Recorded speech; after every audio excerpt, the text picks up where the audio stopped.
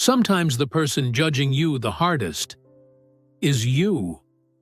Liam Carter stared at the blinking cursor on his screen, his third coffee of the morning already cold beside him. 29 years old. Junior designer. Still junior. Around him, the Denver agency buzzed with creative energy. Maya laughed at something on her phone, probably celebrating another award. Derek presented concepts with the confidence of someone who'd never doubted himself. Even the new intern seemed to move through the office with more certainty than Liam felt after 5 years. His latest design mocked him from the monitor. He'd spent 11 hours on it yesterday. 11 hours, and all he could see were the flaws. The spacing was off. The color palette felt derivative. The typography screamed, "Trying too hard." "Everything okay, Liam?" His boss, Richard, appeared behind him. Liam minimized the screen. "Yeah, just refining. You've been refining that piece for 3 weeks." Richard's tone carried that specific blend of concern and frustration Liam knew too well. At some point, you need to trust yourself and ship it. Trust himself. Right.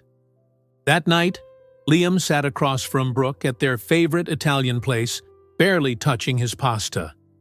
She'd been talking about her promotion, her eyes bright with excitement, and he'd managed maybe 3 words in response. "You're doing it again," she said quietly. "Doing what?" "Disappearing into that head of yours. That place where you decide you're not good enough, talented enough, worthy enough." Her voice cracked. "Liam, I love you, but watching you hate yourself is killing me." "I don't hate myself. I see things clearly. I see what everyone else is too polite to say." Brooke put down her fork. "You want to know what everyone else sees? They see someone brilliant who sabotages every opportunity because he's terrified of being visible. They see someone who apologizes for existing." The conversation ended in silence. That night, Liam lay awake, his father's voice echoing from childhood. "Excellence isn't a goal, son. It's the minimum. Anything less is just making excuses." He'd built his entire life trying to reach a bar that kept rising, set by a father who never seemed satisfied. And now, at 29, Liam realized he'd become his own harshest critic. Harsher than his father ever was. The email arrived Monday morning. Subject: City Festival Design Competition. All designers submit. Richard wanted the agency to pitch for Denver's biggest arts festival. Budget: significant.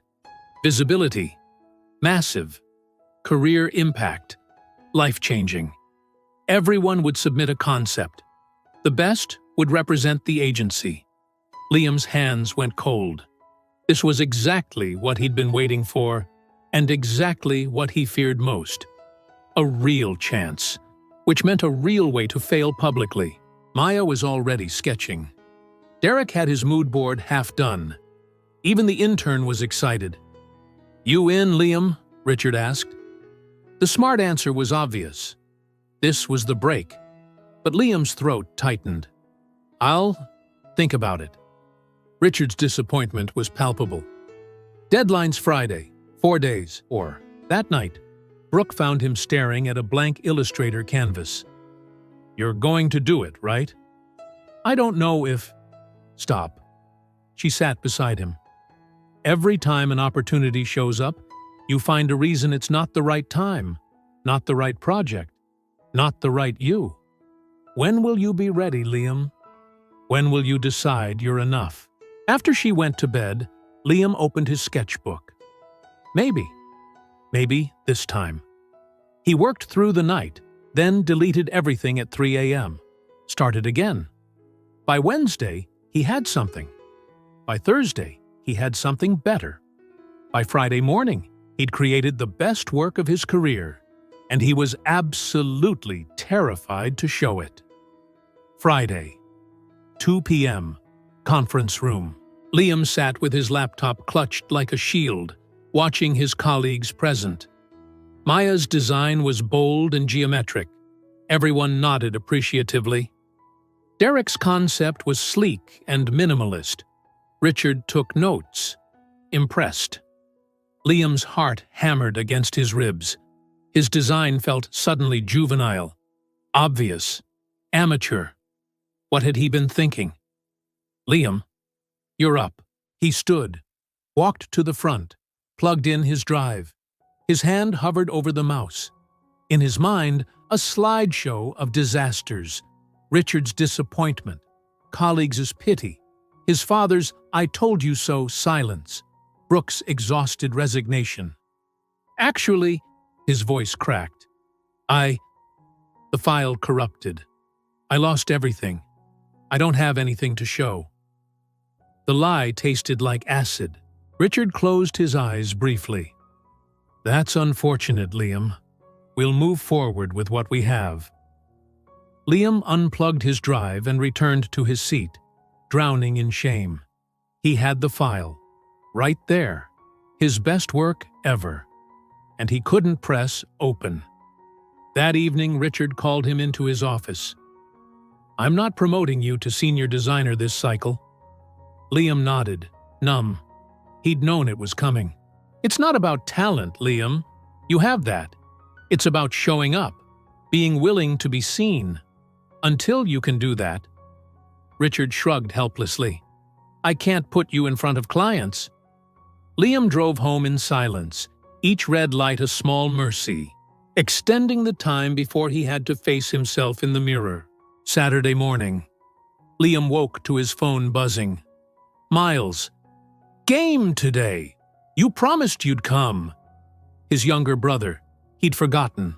Or maybe he'd hoped Miles would forget. Miles was 23, born with cerebral palsy that affected his legs and left arm. He played in an adaptive basketball league, had been begging Liam to watch for months. Liam had always found excuses. Watching Miles would mean feeling things, confronting things. But after yesterday's spectacular cowardice, what did he have to lose? The gym was smaller than expected, the bleachers half full of families. Miles spotted him immediately, his face breaking into that signature grin, the one completely untouched by cynicism or self-doubt. "You came." Miles wheeled over during warm-ups. "Watch this. I've been practicing my free throws." Liam watched. The game started. Miles's team was enthusiastic but chaotic. Missed passes, awkward collisions, wheels tangling. They were losing by 15 points within 10 minutes, and they were laughing. When Miles missed an easy shot, instead of the self-flagellation Liam would have spiraled into, his brother threw his head back and cackled. "Almost. Better than last week." A teammate fumbled a catch, apologized, but the captain just hollered, "We'll get the next one." Liam found himself leaning forward, hypnotized. These players had every excuse to hide, to give up, to decide they weren't enough. Their bodies didn't always cooperate. The world wasn't built for their needs. Success was objectively harder for them than for able-bodied players, and yet they showed up. They tried. They celebrated effort, not just outcomes. At halftime, Miles rolled over, sweat dripping from his face. "What did you think?" You're having fun?" "Of course. Why else would I be here?" Miles grabbed his water bottle. "You should have seen me when I started. Couldn't make a single basket.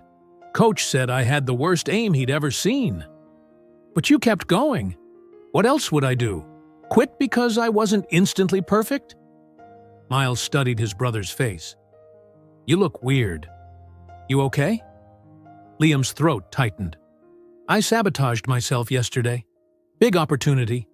Best work I've ever done. And I couldn't show it. I was too afraid it wasn't good enough." Miles was quiet for a moment. Then, "You know what's hard? Having a body that doesn't always do what I tell it to. But you know what would be worse? What? Hating myself for it every single day. Miles's voice was gentle but firm, letting fear of messing up stop me from even trying. What kind of life is that? The whistle blew, halftime over. Miles started wheeling back, then paused. The difference between you and me? I know my limitations are real. Yours are just in your head, and you keep choosing to believe them. Sunday morning. Liam woke up with a strange sensation in his chest, something between terror and hope. Miles's words had burrowed deep. What kind of life is that? He'd been living half a life, hiding his light because he was afraid it wasn't bright enough, dimming himself preemptively so rejection wouldn't hurt as much. But it hurt anyway. This hurt. Living small hurt worse than any criticism ever could. He opened his laptop, pulled up the festival design, stared at it with new eyes. It was good.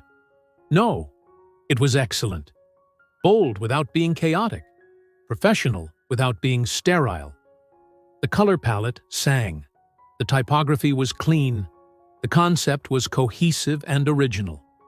For the first time, Liam let himself see his own work without the filter of self-hatred. Monday morning, he arrived early. Richard was already there, coffee in hand. Can I show you something? Richard looked surprised. Sure. Liam's hands trembled as he opened his laptop, but he didn't let the fear stop him. He projected the design on the office screen. This was what I had Friday. I told you the file corrupted, but... He took a breath. That was a lie. I was too afraid to share it. Richard leaned forward, studying the design. Seconds stretched into eternity. Liam. Richard's voice was quiet. This is exceptional. It's too late though, right? You already chose. We haven't submitted anything yet. I was waiting, hoping you'd come through. Richard smiled. This is exactly what we need. This is what I've been waiting to see from you. Not just the work, the courage to claim it. The next week blurred. The design was refined, pitched, and accepted. Liam's concept would represent Denver's biggest cultural event. But more than external success, something internal had shifted. When colleagues complimented his work, Liam practiced saying, "Thank you," instead of deflecting. When small mistakes appeared, he corrected them without spiraling into self-loathing. When his father called and Liam shared the news, there was a pause before Elliot said, That's great, son. Not effusive, but enough." And for the first time, Liam realized his father's approval wasn't the thing he'd been chasing. He'd been chasing his own. 2 weeks later, Liam sat in Miles's room, watching his brother polish his basketball. "You did it," Miles said. "The festival thing. I saw the posters downtown." "I did," Liam paused. "Because of you." "Me? Watching you play. The way you show up even when it's hard. Even when your body doesn't cooperate. Even when you miss." Liam's voice thickened. "You taught me something I couldn't learn anywhere else." "Yeah? What's that?" "That worthiness isn't something you earn through perfection. It's something you claim through courage. You don't wait until you're flawless to show up. You show up messy and human and real, and that's what makes you beautiful." Miles grinned. "Took you long enough to figure that out." "You make it look easy." "It's not." Miles's expression grew serious. "Every game, I'm scared. Scared I'll fall. Scared I'll let the team down. Scared people are judging. But I realized something. I can be scared and still play. Fear doesn't disqualify you. Letting it win does." That night, Liam sat down with Brooke. "I'm sorry," he said, "for treating myself like I was worthless, for making you watch that, for not seeing what you saw." She took his hand. "What changed?" "I met my brother. really met him. Not the kid I grew up with, but the man he became while I wasn't paying attention. Liam smiled. He showed me that limitations are real, but the ones I built for myself, those are optional. So what now? Now I practice showing up, even when I'm scared, especially when I'm scared. The real test came Sunday. Family dinner. Liam's father sat at the head of the table, the festival poster spread before him. Everyone waited for his verdict. "The colors are too bright," Elliot finally said. "And this font, it's trendy, which means it'll date quickly. You could have made more conservative choices, more professional." Before, Liam would have crumbled. Agreed. Internalized the criticism as proof of inadequacy. Instead, he felt Miles watching from across the table. Brooke's hand found his under the table. "Dad." Liam's voice was calm. "I'm proud of what I created. It's bold, because that's what the festival needed. It's contemporary, because that's the audience. And it won. It won because it's good." Elliot blinked, surprised. "I'm just saying you could have—" "I know you want me to be perfect. I know excellence was always the minimum in this house." Liam met his father's eyes. "But I'm not going to spend my life chasing a bar that keeps moving. I gave this project my best, and my best is enough." The table went silent. Miles broke it with slow clapping. "Finally! That's my big brother!" Elliot's jaw worked. For a moment, he looked almost vulnerable. I just wanted you to be successful." "I know, Dad, but I need you to understand. I can't be successful if I never let myself try. And I can't try if I'm terrified of disappointing you." Something passed between them then. Not resolution, but the beginning of understanding. 3 months later. Saturday afternoon, Liam sat in the bleachers of Miles's gym, watching the championship game. The scoreboard was close, tied with 2 minutes left. Miles had the ball. The gym fell quiet. He lined up his shot, and for a split second, their eyes met across the court. Miles winked, that same irreverent grin, and let the ball fly. Swish. The crowd exploded. Miles's team mobbed him, wheels spinning in celebration. When the chaos settled, Miles looked back at Liam and mouthed, "We did it." After the game, as they walked to the parking lot, Miles said, "Thanks for coming. To all the games. It means a lot." "Thank you," Liam replied, "for teaching me what I couldn't learn anywhere else." "Yeah? What's that?" "That I was already everything I needed to be. I just had to stop hiding it." Miles laughed. "Took you long enough."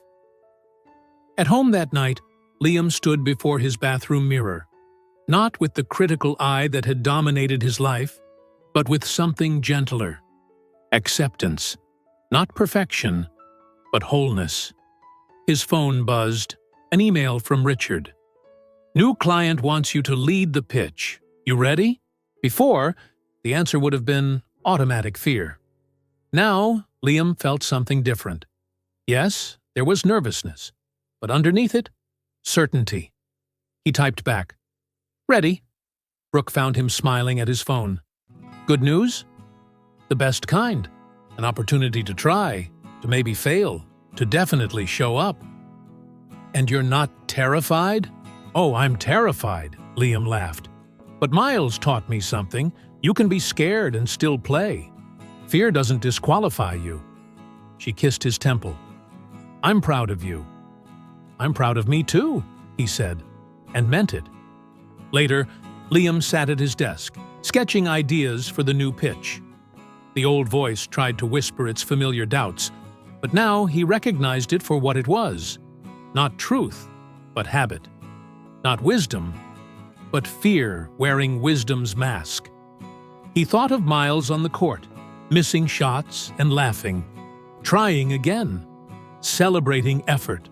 showing up imperfect and magnificent. The world didn't need Liam's perfect self, because that self didn't exist. Never had. Never would. The world needed his real self. Flawed and brave. Uncertain and trying. Human and enough. Always enough. In his journal that night, Liam wrote, "Today I learned the hardest lesson, that I am already everything I need to be, not everything I'll become. That's still unfolding. But right now, in this messy, imperfect moment, I am enough. My brother can't always control his body, but he controls his spirit. I can control my body just fine, but I let my spirit be imprisoned by imaginary standards. No more. The person I've been waiting to become is already here. He's been here all along, waiting for permission to be visible. Permission granted." He closed the journal and looked out his window at Denver's lights. Somewhere out there, his festival design glowed on banners and posters. Not perfect, not flawless, but enough. Just like him. You are not required to be perfect to be worthy. You are required only to be honest, to show up, to try, even while trembling. That courage, that willingness to be seen in your beautiful imperfection, is what makes you whole. This story reminds us that we are often our own harshest critics. The worthiness we desperately seek through perfection already exists within us. Not earned through flawlessness, but claimed through the courage to show up as we are. What would change in your life if you stopped waiting to be perfect before allowing yourself to be seen? If this story touched something in you, type "enough" in the comments. Let me know you stayed until the end. Share what city you're watching from. Your presence might inspire someone on their journey. Subscribe and hit the bell, because every week I share stories that can transform how you see yourself. And remember, you don't need to be perfect. You just need to be brave enough to show up.